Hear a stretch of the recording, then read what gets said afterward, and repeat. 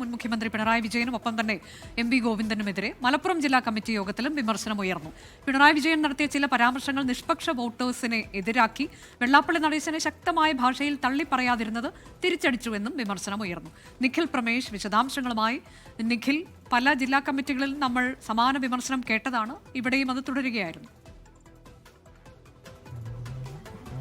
നിഖിൽ, കേൾക്കാമോ?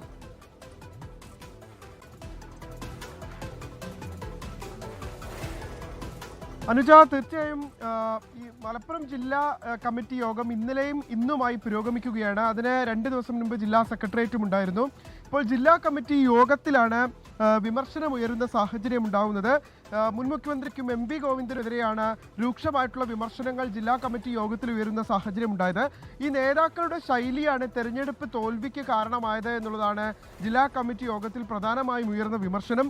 പിണറായി നടത്തിയ ചില പരാമർശങ്ങൾ നിഷ്പക്ഷ വോട്ടർമാരെ എതിരാക്കി മാറ്റുന്ന സാഹചര്യമുണ്ടായി എന്നും ഈ അംഗങ്ങൾ വിമർശിക്കുന്ന സാഹചര്യമുണ്ടായി. എം.വി. ഗോവിന്ദന്റെ വാർത്താ സമ്മേളനങ്ങൾക്കെതിരെയും ഈ ജില്ലാ കമ്മിറ്റി യോഗത്തിൽ വിമർശനമുണ്ടായി. തളിപ്പറമ്പിലെ സ്ഥാനാർത്ഥി നിർണയം പ്രവർത്തകരെ നിരാശയിലാക്കി. അതോടൊപ്പം തന്നെ വെള്ളാപ്പള്ളിയുടെ വിവിധ പരാമർശങ്ങളും LDFനെ എതിരാക്കുന്ന ഒരു സാഹചര്യം, വോട്ടർമാരെ എതിരാക്കുന്ന ഒരു സാഹചര്യം ഉണ്ടായി എന്ന വിമർശനമുയർന്നു. വെള്ളാപ്പള്ളിയെ ശക്തമായ ഭാഷയിൽ തള്ളിപ്പറയാതിരുന്നത് കനത്ത തിരിച്ചടിക്ക് ഇടവെച്ചിട്ടുണ്ട്. അതോടൊപ്പം തന്നെ ജില്ലയിലെ സാഹചര്യങ്ങൾ പരിശോധിക്കുമ്പോൾ പൊന്നാനിയിലെ സ്ഥാനാർത്ഥി നിർണയം അപ്പാടെ പാളി എന്നുള്ളതാണ് പൊതുവായി വിലയിരുത്തപ്പെടുന്നത്.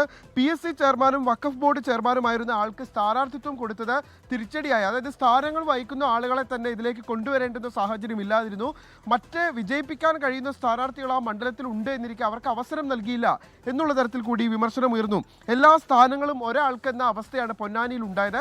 അതാണ് മലപ്പുറത്തെ കനത്ത തോൽവിക്ക് കാരണം എന്നുള്ളതാണ് ഇപ്പോൾ പൊതുവിൽ ജില്ലാ കമ്മിറ്റി യോഗം, ഇപ്പോൾ പുരോഗമിച്ചുകൊണ്ടിരിക്കുന്ന ജില്ലാ കമ്മിറ്റി യോഗം വിലയിരുത്തുന്നത്. ഇന്നും ജില്ലാ കമ്മിറ്റി യോഗമുണ്ട്. സംസ്ഥാന നേതൃത്വത്തിനെതിരെ രൂക്ഷമായിട്ടുള്ള വിമർശനങ്ങൾ ഇന്നും തുടർന്നേക്കും എന്നുള്ളതാണ് അറിയാൻ കഴിയുന്നത്. M. സ്വരാജും A. വിജയരാഘവനും അടക്കമുള്ള നേതാക്കളൊക്കെ യോഗത്തിൽ പങ്കെടുക്കുന്നുണ്ട്. ആ യോഗത്തിലാണ് ഇപ്പോൾ മുൻ മുഖ്യമന്ത്രിക്കും M.V. ഗോവിന്ദനുമെതിരെ അതിരൂക്ഷമായിട്ടുള്ള വിമർശനങ്ങൾ ഉയരുന്ന സാഹചര്യം ഉണ്ടായത്. ഈ 2 നേതാക്കളുടെ ശൈലിയാണ്, അതായത് M.V. ഗോവിന്ദന്റെയും പിണറായി വിജയന്റെയും ശൈലിയാണ് ഈ തെരഞ്ഞെടുപ്പ് തോൽവിയുടെ ആഘാതം കൂട്ടിയത് എന്നുള്ളതാണ് ജില്ലാ കമ്മിറ്റി യോഗത്തിൽ പൊതുവിൽ ഉയർന്ന വിമർശനം. CPI മലപ്പുറം ജില്ലാ കമ്മിറ്റി യോഗത്തിൽ എന്താണ് ഉയർന്ന വിമർശനം? അതിന്റെ വിവരങ്ങളാണ് നിഖിൽ പ്രമേഷ് നൽകിയത്.